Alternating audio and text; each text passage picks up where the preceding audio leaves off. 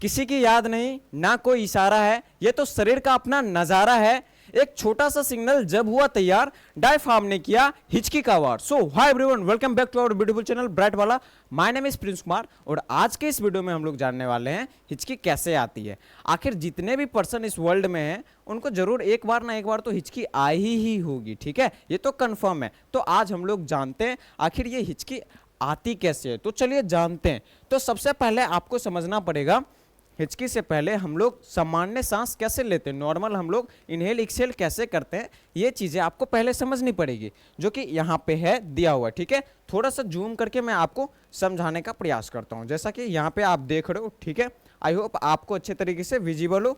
चलिए तो अब जानते हैं नॉर्मल क्या होता है। सबसे पहले आप लोग डायफ्राम समझो। डायफ्राम क्या होता है? एक डोम शेप का स्ट्रक्चर होता है जो कि हमारे ये जो फेफड़े होते हैं ना, लंग्स, ठीक है, लंग्स के नीचे पाए जाते हैं, ठीक है। इस पार्ट को बोला जाता है डायफ्राम। ये यहाँ तक सारी चीज़ें क्लियर है। चलिए अब देखिए, जब हम लोग सांस अंदर लेते हैं ना तो क्या होता है, आप खुद ही फील करो, आपके लंग्स के नीचे डायफ्राम होता है। सांस अंदर लो एक बार। जब आप लोग सांस को अंदर लोगे, इनहेल करोगे, तो आपका डायफ्राम क्या हो जाएगा, फ्लैट हो जाएगा, ठीक है। अब जब आप लोग सांस को छोड़ोगे तो आपका डायफ्राम जो होगा ये कर्व हो जाएगा। एक बार सांस छोड़ो, देखो,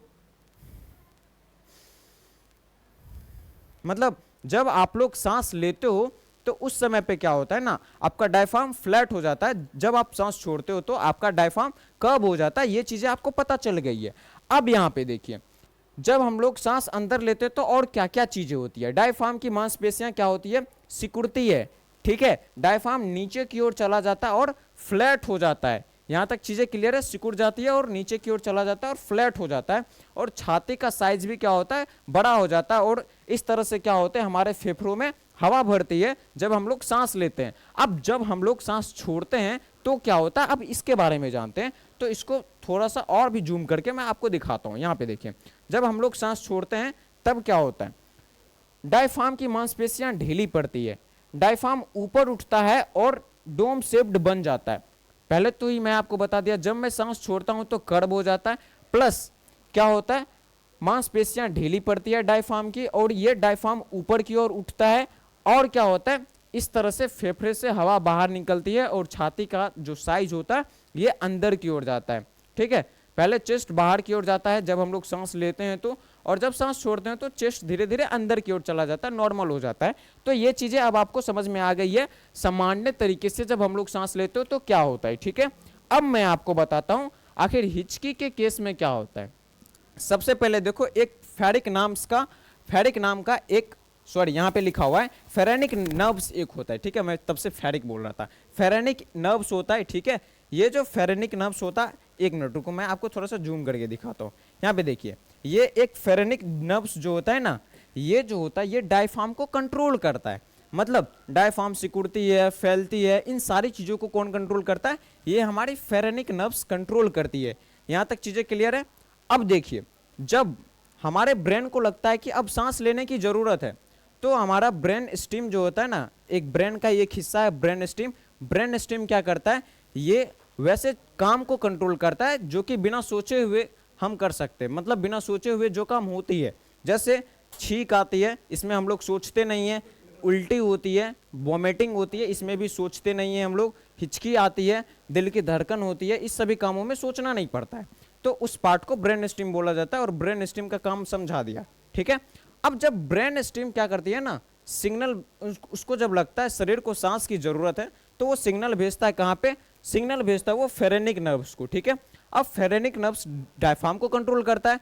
अब ये फेरेनिक नर्व्स डायफ्राम तक सिग्नल भेजा, डायफ्राम क्या हो जाएगी, सिकुड़ जाएगी, ठीक है, फ्लैट हो जाएगी और उसके अंदर सांस आ जाएगी।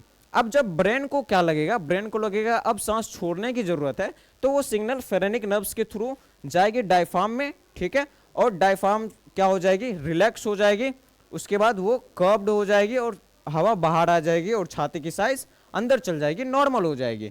तो ऐसे चलती है, ठीक है। ये चीजें आपको अब समझ में आ गई है। अब समझाता हूं हिचकी के केस में क्या होता है, ठीक है। यहाँ पे देखिए, सबसे पहले यहाँ एक चीज जानिए, हिचकी किस किस कारण से होता है, यहाँ पे ये बताई गई है। जब हम लोग क्या करते हैं, ज्यादा खाना खा लेते हैं, ठीक है, ज़्यादा खाना खाते हैं उस वजह से भी हिचकी आती है, बहुत जल्दी जल्दी खाना खाते हैं उस वजह से भी आती है, या फिर कोई भी बहुत ज़्यादा ठंडी चीज़ या फिर गर्म चीज़ खाते हैं उससे भी, या फिर कोई तीखा चीज़ खाते हैं उससे भी हिचकी आती है, और कार्बोनिक ड्रिंक के वजह से भी होती है हिचकी। ठीक है, अब देखिए जब इस सब में से हम लोग कोई भी काम करते हैं तो क्या होता है। ठीक है, मान लो आप ज़्यादा खाना खा लिए या फिर जल्दी जल्दी खा रहे हो या फिर गर्म चीज़ें खा रहे हो, तो उस समय पे क्या होता है ना, उस समय पे हमारी जो नसें होती है ना, नस क्या हो जाती है, एक्टिवेट हो जाती है। अब कौन सी नस एक्टिवेट होती है वो मैं आपको बताता हूँ। नसों की उत्तेजना, मतलब उत्तेजना का मतलब एक्टिवेट, ये ट्रिगर नसों को उत्तेजित करती है। ठीक है, अब आपने खाना खाया वो एक ट्रिगर की तरह काम करता है, ये क्या करते हैं, नसों को उत्तेजित करते हैं। कौन से नसों को उत्तेजित करते हैं, ये आपके ईसोफेगस वाली नसों को उत्तेजित करते हैं, जो कि आपके ईसोफेगस में जो नस पाए जाते हैं उनको एक्टिवेट करते हैं, और आपके स्टमक में जो भी नस पाए जाते हैं उनको ये क्या करते हैं, एक्टिवेट करते हैं। आप जो खाना खाते हैं जल्दी जल्दी में या फिर गर्म चीज़ें खाते हैं, ये चीज़ें नसों को एक्टिवेट करते हैं। ये चीज़ें अब आपको समझ में आ गई है। अब इसके बाद क्या होता है ना, एक्टिवेट होने के बाद क्या होता है, नसों द्वारा सिग्नल ब्रेन स्टेम तक पहुंचता है। ठीक है, उत्तेजित नसें सिग्नल को ब्रेन स्टेम तक पहुंचाती है। अब देखिए ये वेगस नर्व्स, फेरेनिक नर्व्स, ये दो तरह के नर्व्स होते हैं, वेगस नर्व्स और फेरेनिक नर्व्स। वेगस नर्व्स हमारे स्टमक में पाए जाते हैं, और ये जो होते हैं ये वेगस नर्व्स कनेक्ट होते हैं कहाँ, ब्रेन स्टेम से। ठीक है, और फेरेनिक नर्व्स भी कनेक्ट होते हैं ब्रेन स्टेम से। तो ये दोनों नसें एक्टिवेट होती है तो ब्रेन स्टेम तक सिग्नल पहुंचती है। अब देखिए ये ब्रेन स्टेम क्या करती है, ब्रेन स्टेम हिकअप का, यहाँ पे देखिए थोड़ा सा जूम करके दिखाता हूँ उसके बाद आपको मैं समझाता हूँ। ठीक है, यहाँ पे देखो ब्रेन स्टेम का हिकअप रिफ्लेक्स सर्किट एक्टिवेट हो जाता है। जैसे ये नसें आती है, ठीक है, नशे से सिग्नल आती है तो क्या होता है, ब्रेन स्टेम का हिकअप, एक रिफ्लेक्स सर्किट होता है ब्रेन स्टेम में जिसको बोला जाता है हिकअप रिफ्लेक्स सर्किट, ये क्या होती है, एक्टिवेट हो जाती है। अब ये एक्टिवेट होने के बाद क्या होता है ना, ब्रेन स्टेम में मौजूद हिकअप रिफ्लेक्स सर्किट सिग्नल मिलने पर एक्टिवेट हो जाती है।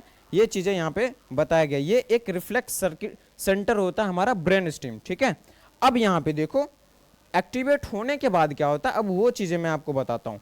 जैसे ही एक्टिवेट होती है तो एक्टिवेट होने के बाद ब्रेन स्टेम एक साथ दो सिग्नल भेजती है। ठीक है, एक्टिवेट होने के बाद दो सिग्नल भेजती है, पहला सिग्नल डायफ्राम को भेजती है और दूसरा सिग्नल हमारे ग्लोटिस को भेजती है। ठीक है, अब डायफ्राम को क्या सिग्नल भेजती है, डायफ्राम को सिग्नल भेजती है, ये सिग्नल फेरेनिक नर्व्स के माध्यम से जाता है डायफ्राम तक, और डायफ्राम अचानक से सिकुड़ जाता है।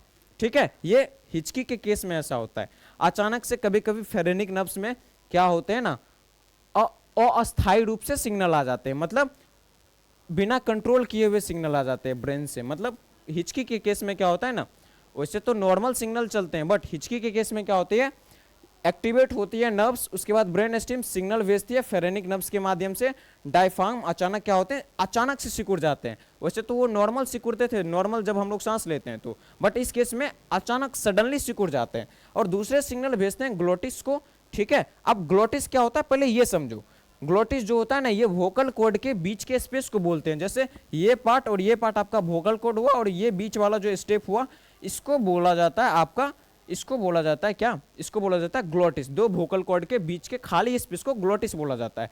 तो एक सिग्नल जो कि उसको क्या करता है, डायफ्राम को सिकोड़ देता है, और एक दूसरा सिग्नल जाता है ग्लोटिस के पास, ग्लोटिस अचानक से बंद हो जाता है। अब जब ग्लोटिस के थ्रू ही एयर जाती है, आपको भी पता है, अब अचानक से जब ग्लोटिस बंद होती है तो कुछ एयर ट्रैप हो जाती है, फंस जाती है। अब वही जो फंसी हुई जो एयर होती है ना, वही हिक का साउंड प्रोड्यूस करती है, हिक का। ठीक है, और उसी वजह से क्या आती है, हिचकी आते है। हिक का साउंड कैसे प्रोड्यूस होती है, ग्लोटिस में फंसे हुए एयर के वजह से, वोकल कॉर्ड है टकराती है तो हिक का आवाज आती है। क्लियर, अब देखिए ये चीजें आपको समझ में आ गई है हिचकी कैसे आती है। अब कुछ कुछ बातें हैं जो कि आपको पता होनी चाहिए। ठीक है, यहाँ पे जैसे कि देखिए हिचकी कितनी देर तक चलती है, यहाँ पे कुछ कुछ पॉइंटर्स आपको बताया गया। आमतौर पर कुछ सेकंड से लेकर कुछ मिनट तक हिचकी हो सकती है। ठीक है, कभी कभी बार बार भी आ सकती है। अगर 48 घंटे तक हिचकी आ रही है आपको लगातार, ठीक है, 2 दिन से, तो डॉक्टर से संपर्क करें। अब कुछ पॉइंटर्स और यहाँ पे ये हैं कि अगर आपको हिचकी आए तो आप क्या कर सकते हो।